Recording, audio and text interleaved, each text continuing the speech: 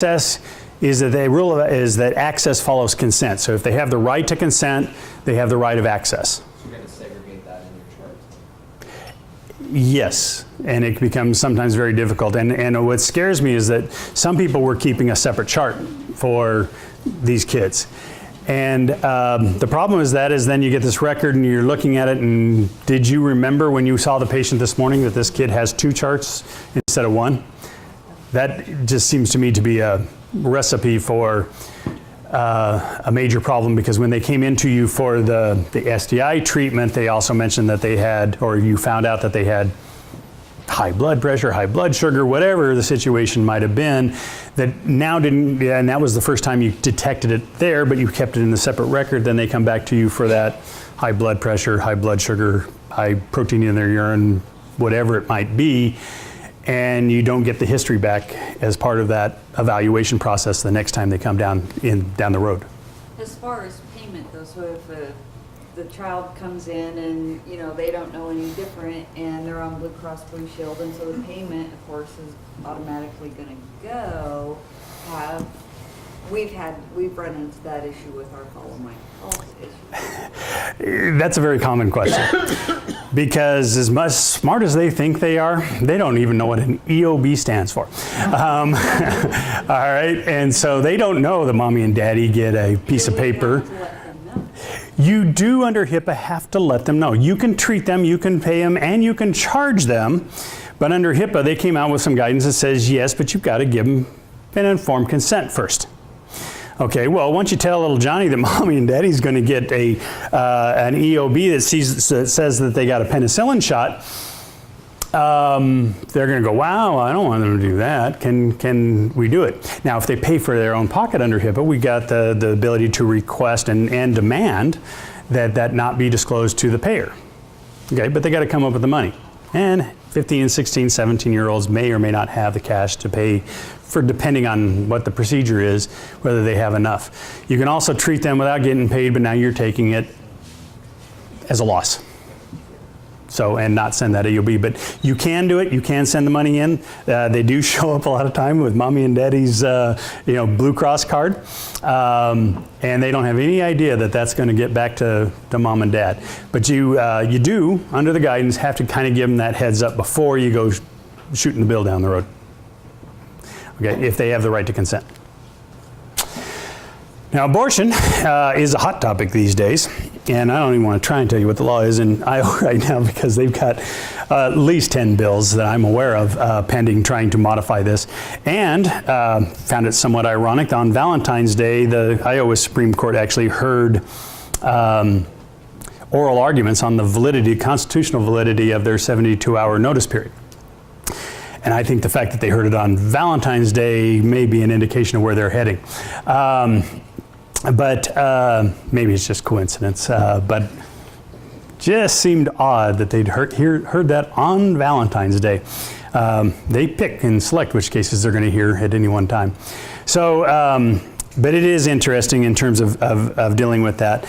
Now, neither Nebraska nor Iowa have provided a specific explicit right to consent to an abortion. Neither is Colorado, for that matter. We have a pregnancy one, but that's only for live births, so it does not, by definition, does not apply to abortions.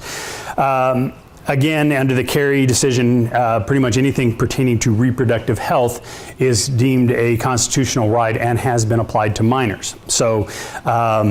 Certainly there is that right there, and certainly if they are receiving Title X funds, such as Planned Parenthood, those rules require that they provide that treatment with the consent of the patient and the patient only, regardless of whether they're minor or not. So in Nebraska, those who want to do it are using those types of justifications and legal definitions to go ahead and do an abortion based on the consent of the patient.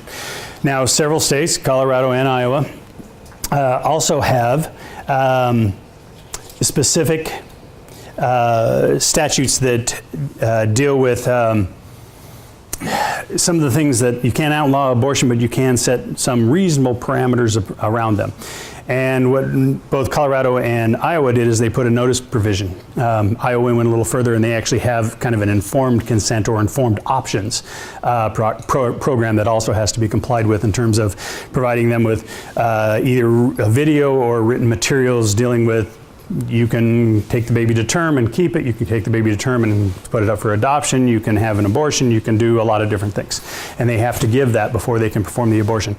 In Nebraska, they took it a little bit differently. They kind of said, look, you, and talk about the extreme kind of example of yours, you do have to have both parent and child consent in Colorado. Now, excuse me, in Nebraska. Under the law. Now, whether that would actually be upheld under a constitutional challenge is questionable. It might be with a minor.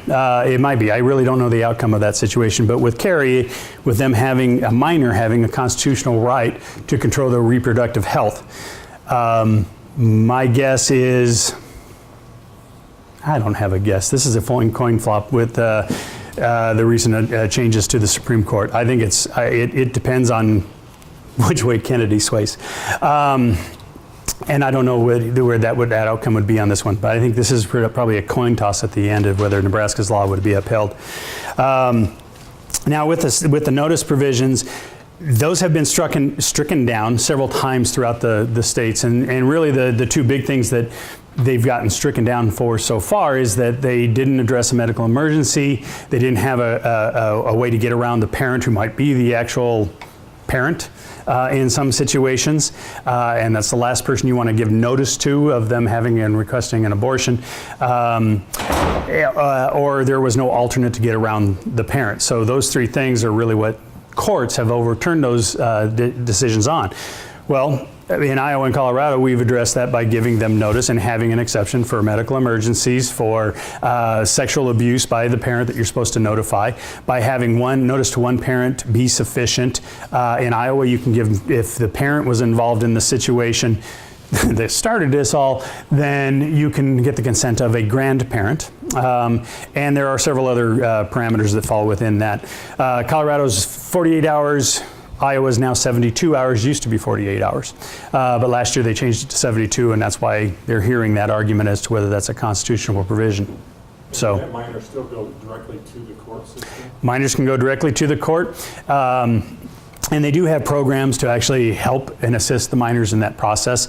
Planned Parenthood will also support them a lot of times as part of their litigation fund in the process. Fun and tough one. Anyway, all right, so what has to be reported?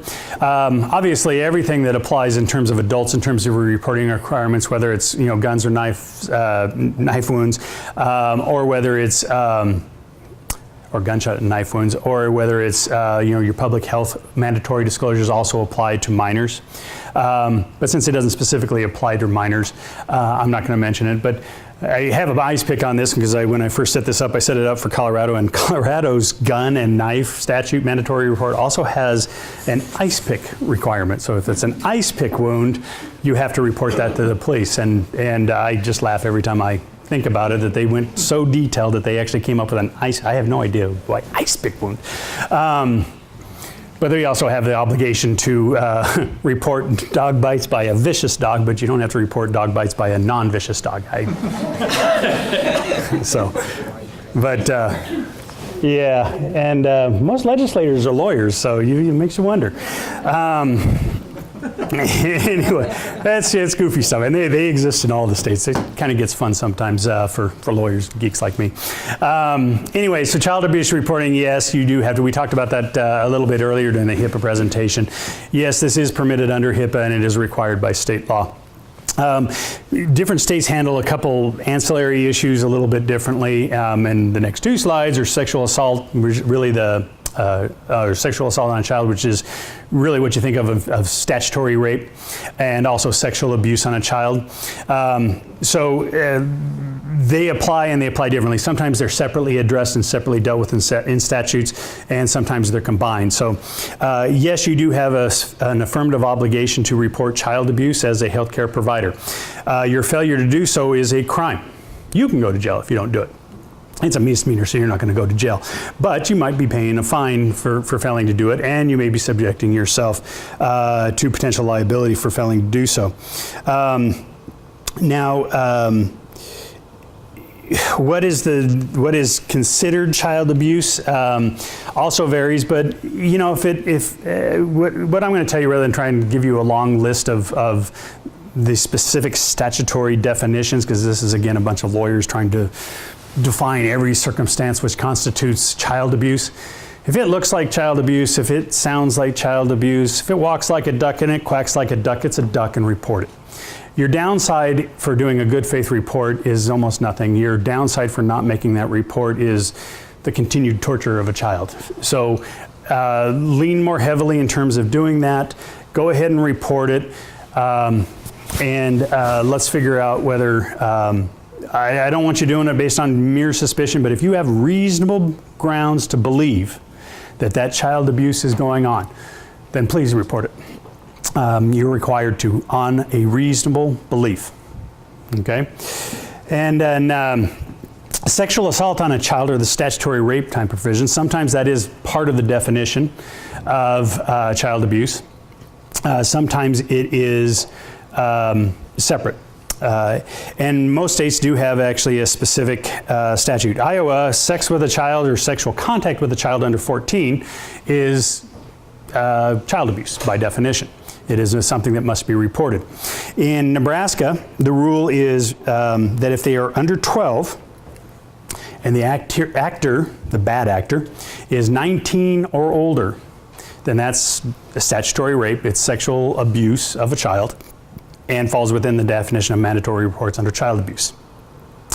If they are 14 or 15 and there is sexual contact and the actor is 25 years or older in Nebraska, that also falls within it.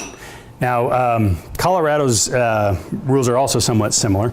And I'm telling you, my 15-year-old daughter is being in contact with a 23-year-old guy. I think that's sexual assault on a child. But statutorily, this is not. And they do it to try and, I don't know why they do it, but some legislature somewhere in both Colorado and Nebraska decided that they could have these things. I'm sorry, if you're 18 years old and having sex with somebody under 12, or you're a 12-year-old, you deserve to go to jail as far as I'm concerned, but that's not within that definition if you're just having sexual contact. But that's the parameters that our states have set. Like I said, I don't write the laws, I just report them. Then in terms of doing that, and then sex abuse really is just a subset of that. What I would tell you on a couple of these things that we've talked about is that sexual abuse includes things like sexual exploitation, trafficking, prostitution, using drugs to have sex with their consent, theoretically, even though they may fall within the statutory rape situation. Sexual abuse is broader. Most child abuse is limited to kind of the family members or people living in the family household. In some states, and I'm not sure why, but it is limited to kind of the household residents, or sometimes people in a position of trust like teachers or pastors.